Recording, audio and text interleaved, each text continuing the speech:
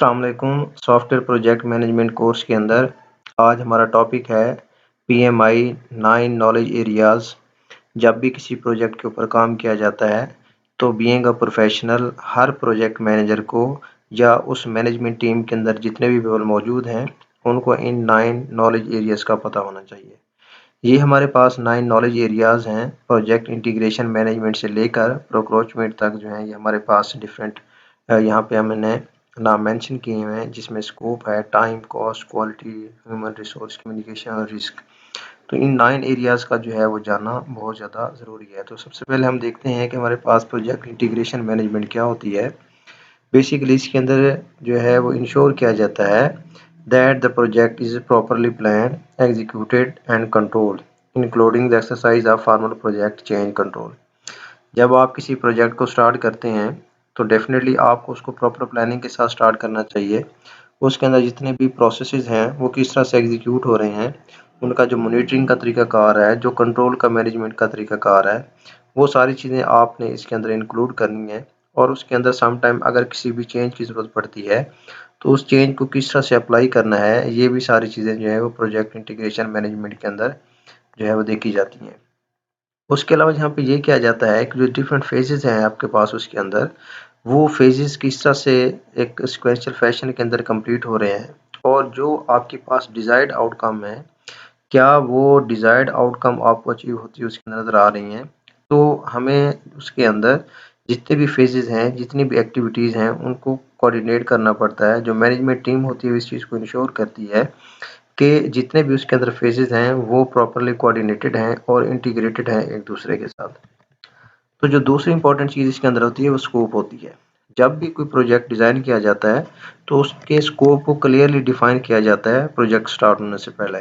अगर प्रोजेक्ट के स्कोप को आप एकदम से चेंज कर दें या उसको इग्नोर कर दें तो इट मीन्स आपने प्रोजेक्ट को ही जो है उसका जो मेन थीम था उसको ही ख़त्म कर दिया। मोस्टली जो आपके पास प्रोजेक्ट स्कोप होता है वो बेसिकली उसके अंदर बाउंड्रीज को डिफाइन किया जाता है कि ये जो आपका प्रोजेक्ट है इसकी क्या बाउंड्रीज हैं। जब आप इसको डेवलप करते हैं तो किन बाउंड्रीज के अंदर रहते हुए आपने उस प्रोजेक्ट को कंप्लीट करना है। आप उसको फर्दर किस तरह से मैनेज करेंगे कि आपके पास जो उसके रिजल्ट्स हैं वो अकॉर्डिंग टू स्कोप आपके पास आए।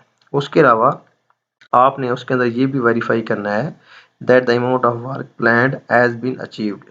जो आपने स्कोप डिफाइन किया जाता था, जिसके अकॉर्डिंग आपने प्लान किया था, क्या वो सारी की सारी चीज़ें आपको वहाँ पे अचीव हुई हैं या नहीं हुई हैं। अगर आपने फर्दर उसके अंदर कोई कंट्रोल करना है तो उन चेंजेस को कंट्रोल करने के लिए आपके पास क्या प्रोसीजर मौजूद है और आप अगर उसको चेंज करते हैं तो क्या प्रोजेक्ट के स्कोप के ऊपर कोई इफेक्ट पड़ता है या इफेक्ट नहीं पड़ता।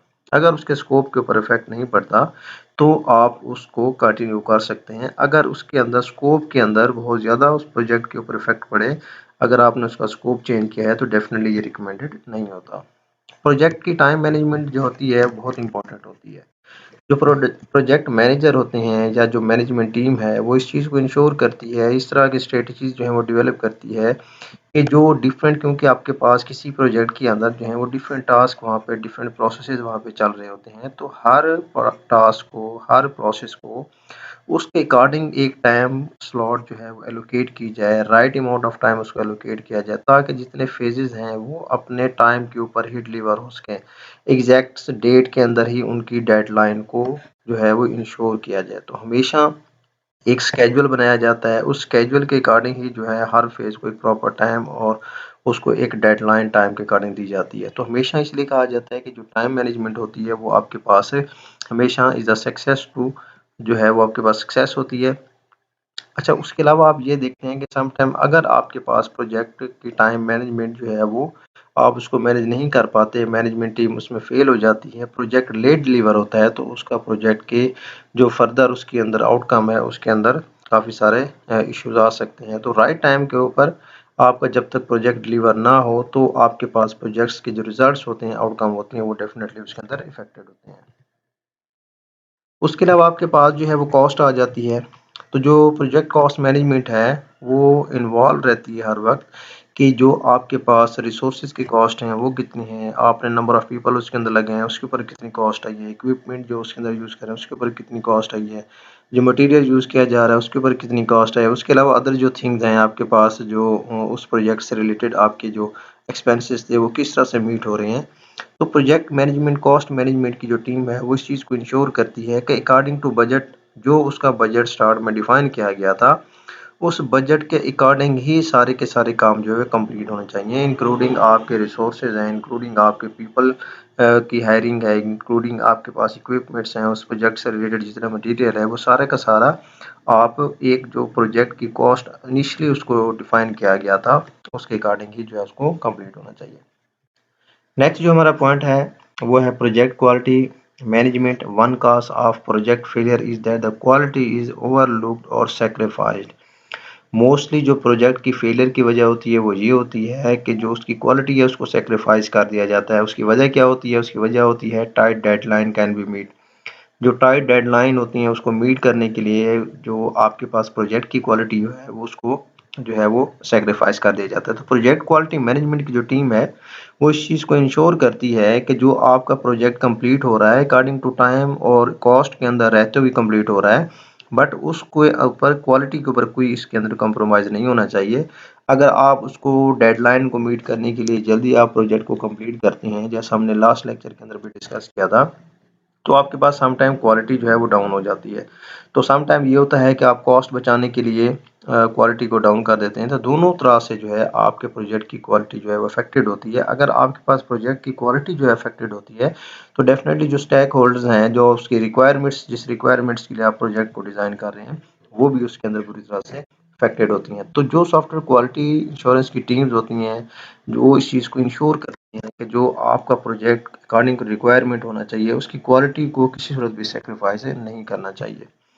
प्रोजेक्ट ह्यूमन रिसोर्स मैनेजमेंट के अंदर जो है, जो आपके पास प्रोजेक्ट से रिलेटेड जितने भी लोग इन्वॉल्व हैं उसके अंदर, तो उस पर्पज़ के लिए आपको राइट पीपल का उसके अंदर जो है इंतखाब करना चाहिए। उसके अंदर आप ये देखें जो राइट पीपल हैं उस जॉब के लिए उसको आइडेंटिफाई किया जाए और उन पीपल को ही जो है वो वहाँ पे डिप्लॉय कर दिया जाए। तो जो आपके पास प्रोजेक्ट ह्यूमन रिसोर्स मैनेजमेंट होती है वो इस चीज़ की रिस्पॉन्सिबल होती है, define their role, responsibilities and reporting relationship acquiring those people and managing them as the project is executed. उसके अंदर जितने भी लोग इन्वॉल्व होते हैं किसी भी प्रोजेक्ट की डेवलपमेंट के अंदर, उनके रोल क्या होने चाहिए, उनकी रिस्पॉन्सिबिलिटीज़ क्या हैं, उन्होंने किनको जो है वो रिपोर्ट करना है, ये सारी चीज़ें जो हैं ये project human resource management team जो है इस चीज़ को देख रही होती है और वो इस चीज़ को इंश्योर करती है कि staffing right people for the right job, कि जो पीपल जिस जॉब के लिए हैं उनको उसी के ऊपर डिप्लॉय कर दिया जाए। सम टाइम ये होता है कि जितने स्किलफुल पीपल नहीं होते जिनको डिप्लॉय कर दिया जाता है, उसकी वजह क्या होती है? वजह ये हो सकती है कि कॉस्ट को उसमें बचाया जाए। तो हमेशा स्किलफुल लोग जो हैं, जो रिस्पॉन्सिबल लोग हों, उनको हमेशा जब प्रोजेक्ट के ऊपर जो है रोल दिए जाते हैं, रिस्पॉन्सिबिलिटीज़ दी जाती हैं, तो डेफ़िनेटली जो प्रोजेक्ट है वो आपके पास उसकी जो आउटकम आती है वो पॉजिटिव आती है। उसके अलावा आपके पास प्रोजेक्ट कम्युनिकेशन मैनेजमेंट है। जो प्रोजेक्ट कम्युनिकेशन मैनेजमेंट की टीम है वो इन्वॉल्व होती है प्लानिंग के अंदर, executing and controlling the acquisition and dissemination of all the information relevant to the need of all project stakeholders. जितने भी स्टेक होल्डर उस प्रोजेक्ट के अंदर इन्वॉल्व हैं उनके दरमियान प्लानिंग, किस तरह से प्रोजेक्ट को लेके चलना है, उसको फर्दर प्रोसेस किस तरह से करना है, उसके जितने भी फेजेज हैं उसको किस तरह से उन्होंने जो है वो कंट्रोल करना है, मॉनिटरिंग उसकी किस तरह से करनी है। तो जो आपका करंटली स्टेटस होता है प्रोजेक्ट का, आपके कंप्लीशन का स्टेटस होता है किस तरह से है। उसके अलावा अदर अगर उसके अंदर कोई इवेंट अकर होना है, कोई चेंजेस उसके अंदर है, तो जो स्टेक होल्डर्स हैं उनको उन कम्युनिकेशन के अंदर डायरेक्टली इन्वॉल्व किया जाता है। इसका मतलब है कि अगर आपके पास कुछ स्टेक होल्डर्स जो हैं, कुछ आपके पास जितने भी स्टेक होल्डर्स उसके अंदर इन्वॉल्व हैं, कस्टमर हैं, आपके पास सेंडर हैं, आपके पास जो है प्रोजेक्ट मैनेजर हैं, आपके पास कोई टीम है, जो आपके पास सीनियर मैनेजर उसके अंदर इन्वॉल्व होते हैं, तो जितने पीपल उस प्रोजेक्ट के अंदर इन्वॉल्व होते हैं उनकी आपस में जो कम्युनिकेशन है, उस कम्युनिकेशन के अंदर आपके पास प्रोजेक्ट की कंप्लीट प्लानिंग भी आ रही है, तमाम प्रोसेसेस उसके अंदर इन्वॉल्व हैं। उसके अलावा जब प्रोजेक्ट बन रहा होता है उसका जो मॉनिटरिंग का मैकेनिज्म है, कंट्रोलिंग का मैकेनिज्म है, वो सारी चीज़ें जो है वो आपस में कम्युनिकेट हों जब तक स्टेक होल्डर्स के अंदर, तो तब तक आपका प्रोजेक्ट का काम जो है वो हमेशा सेटिस्फैक्टरी जाता है। जैसे कम्युनिकेशन के गैप आ जाता है तो सम टाइम फिर आपका प्रोजेक्ट जो है वो डिले आना स्टार्ट हो जाता है, उसके अंदर उसकी जो कंप्लीशन के अंदर डिले आता है, कॉस्ट सम टाइम जो है उसके अंदर बढ़ जाती है। तो जो स्टेक होल्डर्स हैं उनके दरमियान जो कम्युनिकेशन है वो हमेशा आपको जो है वो किसी भी प्रोजेक्ट के अंदर पॉजिटिव साइन होता है। रिस्क मैनेजमेंट डेफ़िनेटली जितने भी प्रोजेक्ट आप उनके ऊपर काम कर रहे होते हैं, तो डेफ़िनेटली वहाँ पे किसी न किसी वे के अंदर जो है वो रिस्क ज़रूर रहता है। तो अगर रिस्क वहाँ पे मौजूद होता है, तो जो मैनेजमेंट टीम है वो इस चीज़ को इंश्योर करती है कि उसके अकॉर्डिंग डिफरेंट प्रिकॉशनरी मेजर्स जो हैं उनको वहाँ पे अडॉप्ट किया जाए और इस चीज़ को इंश्योर करती है। It include maximising the probability and sequences of positive. कोशिश वो यही करती है कि आपके पास जो प्रोजेक्ट की डेवलपमेंट है उसके अंदर आपके पास पॉजिटिविटी रहे और हमेशा कोशिश करती है कि जो नेगेटिविटी है या डिफरेंट इस तरह के एडवर्स इवेंट्स अकर हो सकते हैं उसको मिनिमाइज़ किया जाए, मैक्सिमम मिनिमाइज़ किया जाए उसको।